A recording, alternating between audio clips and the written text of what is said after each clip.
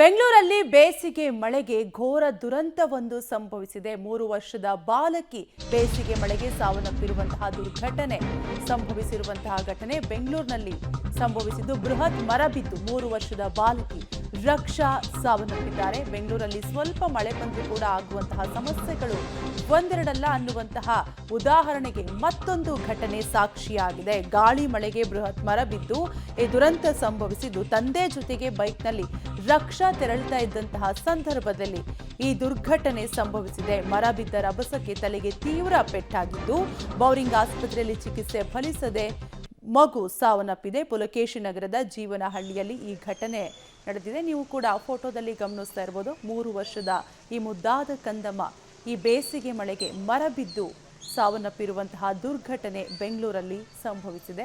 ಆಸ್ಪತ್ರೆಗೆ ಸಾಗಿಸಿದ್ರೂ ಕೂಡ ಚಿಕಿತ್ಸೆ ಫಲಕಾರಿಯಾಗದೆ ಮಗು ಕೊನೆಯುಸಿರೆಳೆದಿದೆ. ಬೆಂಗಳೂರಲ್ಲಿ ಸ್ವಲ್ಪ ಮಳೆ ಬಂದರೂ ಕೂಡ ಆಗುವಂತಹ ಅವಾಂತರಗಳು ಒಂದೆರಡಲ್ಲ. ಅದೇ ರೀತಿ ಮತ್ತೊಂದು ಘಟನೆ ನಡೆದಿದ್ದು, ಈ ಬೇಸಿಗೆ ಮಳೆಗೆನೆ ಈ ಸಣ್ಣ ಪ್ರಮಾಣದ ಮಳೆಗೆ 3 ವರ್ಷದ ಕಂದಮ್ಮ ಬಲಿಯಾಗಿರುವಂತಹ ದುರ್ಘಟನೆ ಬೆಂಗಳೂರಿನಲ್ಲಿ ನಡೆದಿದೆ. ಪುಲಕೇಶಿ ನಗರದ ಜೀವನಹಳ್ಳಿಯಲ್ಲಿ ಈ ಘಟನೆ ನಡೆದಿದ್ದು, ನೋಡ್ತಾ ಇರ್ಬೋದು ಆ ಮಗುವಿನ ಫೋಟೋ ಕೂಡ ನೀವು. ಈ ಮುದ್ದಾದ ಕಂದಮ್ಮ 3 ವರ್ಷದ ಬಾಲಕಿ ಸಾವನ್ನಪ್ಪಿರುವಂತಹ ಘೋರ ದುರಂತ ಬೆಂಗಳೂರಲ್ಲಿ ನಡೆದಿದೆ.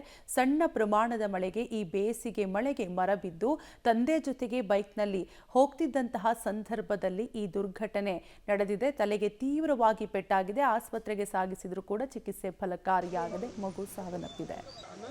ಬೆಂಗಳೂರಿನ ಪುಲಕೇಶಿ ನಗರದಲ್ಲಿ 3 ವರ್ಷದ ಮಗು ಮರ ಬಿದ್ದು ಸಾವನ್ನಪ್ಪಿರುವಂತಹ ಘಟನೆ ನಡೆದಿರುವಂಥದ್ದು. ಸದ್ಯ ನಾನು ಘಟನಾ ಸ್ಥಳದಲ್ಲಿದ್ದೇನೆ. ಸಂಜೆ ಸುಮಾರು ಮಳೆ ಬಂದಂಥ ಕಾರಣಕ್ಕಾಗಿ ರಸ್ತೆಯಲ್ಲಿ ತಂದೆ ಜೊತೆ ಬೈಕ್ನಲ್ಲಿ ಹೋಗ್ತಿದ್ದಂಥ ಸಂದರ್ಭದಲ್ಲಿ ಮಗುವಿನ ಮೇಲೆ ಮರ ಬಿದ್ದಂಥ ಕಾರಣಕ್ಕಾಗಿ ಮಗುವಿನ ತಲೆಗೆ ಗಂಭೀರವಾಗಿ ಗಾಯವಾಗಿರುವಂಥ ಕಾರಣ ಮಗು ಚಿಕಿತ್ಸೆ ಫಲಕಾರಿಯಾಗದೆ ಸಾವನ್ನಪ್ಪಿರುವಂಥದ್ದು. ಸದ್ಯ ಆ ಮರವನ್ನು ತೆರವುಗೊಳಿಸುವ ಕೆಲಸವನ್ನು ಈಗಾಗಲೇ ಅರಣ್ಯ ಸಿಬ್ಬಂದಿಗಳು ಮಾಡ್ತಿರುವಂಥದ್ದು. ಈ ಇನ್ಸಿಡೆಂಟ್ ನಡೆದಂಥ ಸಂದರ್ಭದಲ್ಲಿ ಸ್ಥಳದಲ್ಲಿದ್ದಂಥವರಿಗೆ ಒಂದಷ್ಟು ಜನರನ್ನು ಮಾತಾಡಿಸುವ ಕೆಲಸ. ಸರ್, ಎಷ್ಟು ಗಂಟೆಗೆ ಆಯಿತು? ಏನು ಸರ್, ಒಂದು 8:15 ಇರ್ಬೋದು ಸರ್. 8:15 ತಂದೆ ಮಗುನ ಮುಂದೆ ಕುಂತ್ಕೊಂಡು ಬರ್ತಾ ಇದ್ರು ಗಾಡಿಯಲ್ಲಿ. ಹೇಗಾಗಿ ಬರೋವಾಗ ಇಲ್ಲಿ ತುಂಬ ಗಾಳಿ ಮತ್ತು ಇದಿತ್ತು, ಮಳೆ ಇತ್ತು. ಕರೆಕ್ಟಾಗಿ ಮಗು ಮೇಲೆ ಬಿತ್ತು. ತಂದೆಗೆ ಒಂದು ಏಟಿಲ್ಲ, ಮಗು ಮೇಲೆ ಬಿದ್ದು ಗಾಡಿ ಹ್ಯಾಂಡಲು ಇದು ಬಂದು ಜಖಮ್ ಆಗ್ಬಿಡ್ತು. ಮಗು ಸ್ಥಳದಲ್ಲಿ ಏನು ಇಲ್ಲ, 99% ಇಲ್ಲೇ ತೀರೋದಂಗೆ ಇತ್ತು. ಹಾಸ್ಪಿಟ್ಲಲ್ಲಿ ಪ್ರೆಸೆಂಟ್ ಒಂದು ಕ್ಲಿನಿಕ್ ಇದೆ, ಕ್ಲಿನಿಕ್ ಕರ್ಕೊಂಡೋದ್ರು. ಅಲ್ಲಿ ಹೋಗಿದ್ದೆ ಇಮ್ಮಿಡಿಯೇಟ್ ಬೋರಿಂಗ್ ಕರ್ಕೊಂಡು ಹೇಳಿದ್ರು. ನಮಗೂ ತುಂಬ ಬೇಜಾರಾಯ್ತು ನೋಡಿ. ಸರ್, ಇದು ತುಂಬ ಹಳೆ ಮರನಾ ಹೇಗೆ? ಇಲ್ಲ, ಮರ ಚೆನ್ನಾಗಿದೆ ಸರ್. ಹಸಿ ಮರನೇ ಅದು, ಇಲ್ಲ ಹಸಿ ಮರ ನೋಡಿ, ಹಸಿ ಮರ.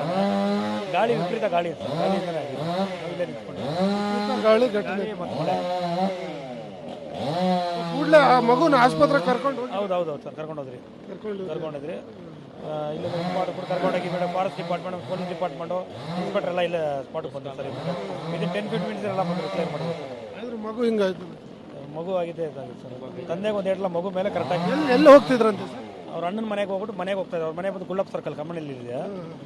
ಅವ್ರ ಅಣ್ಣ ಅಂಗಡಿ ಇದ್ದಾರೆ ಅಲ್ಲಿ, ಚಿಪ್ಸ್ ಅಂಗಡಿ. ಇಲ್ಲಿ ಬಂದ್ಬಿಟ್ಟು ಹೋಗಿದ್ದಾಗಿದೆ. ಚಿಪ್ಸ್ ಅಂಗಡಿಯಿಂದ ಮನೆಗೆ ಹೋಗ್ಬೇಕಾದ್ರೆ ಇದಾಗಿದೆ.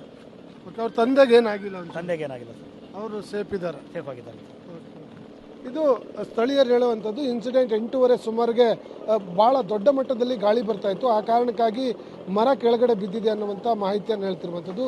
ಮರ ಬಿದ್ದಂಥ ಪರಿಣಾಮ ಮಗು ಆ ಬೈಕ್ನ ಹ್ಯಾಂಡಲ್ ಒಳಗಡೆ ಸಿಕ್ಕಾಕೊಂಡಿದೆ, ಸಾವಿಗೆ ಕಾರಣ ಅನ್ನುವಂಥ ಮಾಹಿತಿಗಳು ಈಗ ಸ್ಥಳೀಯರು ಕೊಡ್ತಿರುವಂಥದ್ದು. ಕ್ಯಾಮ್ರಾ ಪರ್ಸನ್ ಮಂಜು ಜೊತೆ ನಾಗೇಶ್, ಪಬ್ಲಿಕ್ ಟಿವಿ, ಬೆಂಗಳೂರು. ನಿಜಕ್ಕೂ ಬೆಂಗಳೂರಿನಲ್ಲಿ ಮನಕಲಕುವಂತಹ ಘಟನೆ ನಡೆದಿದ್ದು, ಬೇಸಿಗೆ ಮಳೆಗೆ ಘೋರ ದುರಂತವೊಂದು ಸಂಭವಿಸಿದೆ. 3 ವರ್ಷದ ಕಂದಮ್ಮ ಮರ ಬಿದ್ದು ಸಾವನ್ನಪ್ಪಿರುವಂತಹ ದುರ್ಘಟನೆ ಬೆಂಗಳೂರಿನ ಪುಲಕೇಶಿ ನಗರದ ಜೀವನಹಳ್ಳಿಯಲ್ಲಿ ಈ ಘಟನೆ ನಡೆದಿದ್ದು, ಬೈಕ್ನಲ್ಲಿ ತಂದೆ ಜೊತೆಗೆ ಹೋಗ್ತಿದ್ದಂತಹ ಸಂದರ್ಭದಲ್ಲಿ ಈ ಘಟನೆ ಸಂಭವಿಸಿದೆ. ಫ್ಯಾಮಿಲಿ ಇಲ್ಲ, ನನ್ನ ಬಾಂಬೆದ ಮಗಳು ಬರ್ತಾ ಇದ್ರು. ಅಂಗಡಿ ಹತ್ರ ಬಂದು ಮನೆಗೆ ರಿಟರ್ನ್ ಹೋಗೋದ ಗಾಳಿ ಇದಾಗಿ ಮರ ಬಿದ್ದು ಇದಾಗಿರೋದು. ಇಲ್ಲ, ನಾನಿಲ್ಲ, ನಾನು ಅಂಗಡಿನಲ್ಲಿದ್ದೆ. 7:40 8 ಗಂಟೆ ಒಳಗೆ ಮರವು ಅವ್ರ ಮೇಲೆ ಮರ ಬಿದ್ದು ಇದಾಗಿರೋದು. ಅವ್ರ ಮೇಲೆ ಬಿದ್ದು ಮಗಳ ಮೇಲೆ ಟಚ್ ಇದಾಗಿರೋದು. ಕರ್ಕೊಂಬಂದು ಫಸ್ಟ್ ಸ್ಟೇಷನಿಂದ ಬರೋದಾಗ ಕರ್ಕೊಂಬರೋದು ತಲೆಯಲ್ಲಿ ಸ್ವಲ್ಪ ಏಟಾಗಿ ಇದಾಗಿತ್ತು. ಮತ್ತು ರಕ್ತ ಎಲ್ಲ ಹೋಗಿತ್ತು. ಫಸ್ಟ್ ದೊಡ್ಡವನು ಗಂಡು ಮಗು, ಇದು 2ನೇದು ಹೆಣ್ಮಗು. ಅಲ್ಲಿಂದ ಪಕ್ಕದಲ್ಲಿರೋ ಕ್ಲಿನಿಕ್ ಕರ್ಕೊಂಡು ಹೋದ್ರು. ಫ್ರೆಸೆಟ್ ಒಂದು ಸ್ಟೇಷನ್ ಹತ್ರ ಇರೋ ಕ್ಲಿನಿಕ್ಕು. ಅಲ್ಲಿ ಏನೂ ಆಗಲ್ಲ ಅಂತ ಹೇಳ್ಬಿಟ್ರು. ಅಲ್ಲಿಂದ ಬೋರಿಂಗ್ ಹೋಗ್ರಿ ಅಂತಂದರು. ಇಲ್ಲಿ ಬಂದಿದ್ದೀವಿ, ಬಟ್ ಇವರು ಡಾಕ್ಟರು ನಾವು ಟ್ರೈ ಮಾಡ್ತಾಯಿದ್ದೀವಿ, 100% ಆಗಲ್ಲ.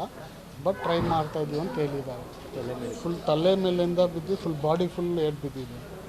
ಹಂಗೆ ಮೀನ್ಸ್ ಮರ ಇಷ್ಟು ದಪ್ಪ ಇರ್ಬೋದು. ಹೌದು, ಗಾಳಿ ಇತ್ತು, ಮಳೆ ಬರುವಾಗ ಗಾಳಿ ಇದ್ದೇ ಇರುತ್ತೆ. ಬಟ್ ಮರ ಇಷ್ಟು ವರ್ಷ ಹಂಗಾಗಿಲ್ಲ. ಬಟ್ ಮರ ಸ್ವಲ್ಪ ಬೆಂಡಿತ್ತು, ಮೋಸ್ಟ್ಲಿ ಅದರಲ್ಲಿ ಏನಾದರೂ ಆಗಿರ್ಬೋದು. ಅಲ್ಲೇ ಶುರುವಾಯಿತು. ಇಮಿಡಿಯೇಟ್ ಆ್ಯಂಬುಲೆನ್ಸ್ ಕಾಲ್ ಮಾಡಿ ಕ್ಲಿನಿಕ್ ಹೋದರು. ಕ್ಲಿನಿಕಲ್ಲಿ ಆಗಲ್ಲ ಅಂತಂದರು. ಅಲ್ಲಿಂದ ಇಲ್ಲಿ ಬಂದ್ರಿ. ಇಲ್ಲಿ ಟ್ರೈ ಮಾಡ್ತಾ ಇದ್ದಾರೆ. ದೇವ್ರಿಗೆ ಅನುಗ್ರಹ, ಏನೂ ಹೇಳಂಗಿಲ್ಲ. ಅಲ್ಲಿ ಕರೆಕ್ಟಾಗಿ 8:10 ಆಗಿದ್ದು ಇನ್ಸಿಡೆಂಟು. 8 ಗಂಟೆ 8:10 ಆಗಿದ್ದು. 8:10 ಆಗಿದ್ದು ಅವ್ರಿಗೆ ಹೇಳಿದ್ರು ಟೂ ವೀಲರ್ಗೆ ಹೋಗ್ಬೇಡಿ ಅಂತ ಅಂದ್ಬಿಟ್ಟು. ಇಲ್ಲಿರೋರೆಲ್ಲ ಹೇಳಿದ್ದಾರೆ ಹೋಗ್ಬೇಡಿ ಮಳೆ ಬರ್ತಾಯಿದೆ ಅಂತ. ಅವ್ರು ಆದ್ರೂ ಮುಂದಕ್ಕೆ ಪಾಸ್ ಆಗಿದ್ದಾರೆ. ಮುಂದಕ್ಕೆ ಪಾಸ್ ಆಗಿದ ತಕ್ಷಣ ಇಮ್ಮಿಡಿಯೇಟಾಗಿ ಏನಾಗಿದೆ, ಮರ ಬಿದ್ದಿದೆ. ಮರ ಬಿದ್ದು ಏಕಾಏಕಿ ಮಗು ತಲೆ ಮೇಲೆ ಬಿದ್ದಿದೆ. ಮಗು ತಲೆ ಮೇಲೆ ಬಿದ್ದು ಬೈಕದ ಹ್ಯಾಂಡ್ಲು ಬಾರು ಬೆಂಡಾಗಿದೆ. ಅವರು ಮಗು ಅವ್ರ ತಂದೆಗೆ ಏನೂ ಆಗಿಲ್ಲ. ಮಗುಗೆ ಇಮಿಡಿಯೇಟಾಗಿ ಬ್ಲಡ್ಡು ತಲೆಯಿಂದ ಓಪನ್ ಆಗಿದೆ. ಇಲ್ಲಿರೋರು ಏನು ಮಾಡಿದ್ರು, ಇಲ್ಲಿದ್ರಲ್ಲ ಒಂದು ಲೇಡಿ, ಅವ್ರು ಏನು ಮಾಡಿದ್ರು, ಇಮಿಡಿಯೇಟಾಗಿ ಮಗುನ ಎತ್ಕೊಂಡು ಹೋಗಿದ್ದಾರೆ ಹಾಸ್ಪಿಟ್ಲಿಗೆ ಎತ್ಕೊಂಡು. ಆದರೆ ಮಗು ಇಲ್ಲೇ ಜೀವ ಹೋಗಿದೆ. ಅದು ಏನು ಉಸಿರಾಡ್ತಾ ಇರಲಿಲ್ಲ ಮಗು. ಇಲ್ಲಿಂದ ಹಾಸ್ಪಿಟ್ಲಿಗೆ ಎತ್ಕೊಂಡು ಹೋಗಿದ್ದಾರೆ. ಅಂದರೆ ಮಳೆ ಆವಾಗ ಶುರು ಆಗ್ತಿತ್ತು. ಮೊದಲು ಒಂದು ಸಲ ಮಳೆ ಬಂದು ನಿಂತಿತ್ತು, ಆಮೇಲೆ ತಿರ್ಗಾ ಮಳೆ ಸ್ಟಾರ್ಟ್ ಆಗಿದೆ ಈಗ ಮತ್ತೆ. ಮರ ಹಳೇದ ಸರ್ ಅದು? ತುಂಬ ಹಳೇದು ಸರ್, ತುಂಬ ಹಳೇದು. ಒಂದು 40 ವರ್ಷ ಆಗಿರ್ಬೋದು ನೀವು. ಯಾಕಂದ್ರೆ ನನಗೆ ಇವಾಗ ಒಂದು 38 ವರ್ಷ. ಅದಕ್ಕೆ ತುಂಬ ಇನ್ನೂ ಹಳೇದು ಮರ ಅದು. ಯಾಕಂದ್ರೆ ಅದಕ್ಕೇನು ಬೇರಿಲ್ಲ, ನೀವೇ ನೋಡಿದ್ರಲ್ಲ, ಬೇರೇನಿಲ್ಲ. ಹೀಗಾಗಿ ಮರ ತುಂಬ ಹಳೇದದು. ಯಾಕಂದ್ರೆ ಅಲ್ಲಿ ಪಕ್ಕದಲ್ಲೂ ಮೋರಿ ಬೇರೆ ಇದೆಯಲ್ಲ. ಗಾಳಿ ಬಂದಿದೆ, ಗಾಳಿ ಬಂದಿದೆ, ಹಾಗಾಗಿ ಬಿದ್ದಿದೆ. ಹಾಗಾಗಿ ಬಿದ್ದು ಏನಾಗಿದೆ, ಡೈರೆಕ್ಟ್ ಟ್ರಾನ್ಸ್ಫರ್ ಮೇಲೆ ಬಿದ್ದಿದೆ. ಟ್ರಾನ್ಸ್ಫರ್ ಮೇಲೆ ಬಿದ್ದಿದ ತಕ್ಷಣ ಏನಾಗಿದೆ, ಅಲ್ಲಿ ಫೈರ್ ಕಾಣಿಸ್ಕೊಂಡಿದೆ. ಏನು ಮಾಡಿದೆ, ಇಮಿಡಿಯೇಟಾಗಿ 112 ಫೋನ್ ಮಾಡಿ ಇನ್ಫಾರ್ಮ್ ಮಾಡಿದೆ. ಫೈರ್ ಅವ್ರಿಗೆ ಫೋನ್ ಮಾಡಿ ಇನ್ಫಾರ್ಮ್ ಮಾಡಿದೆ.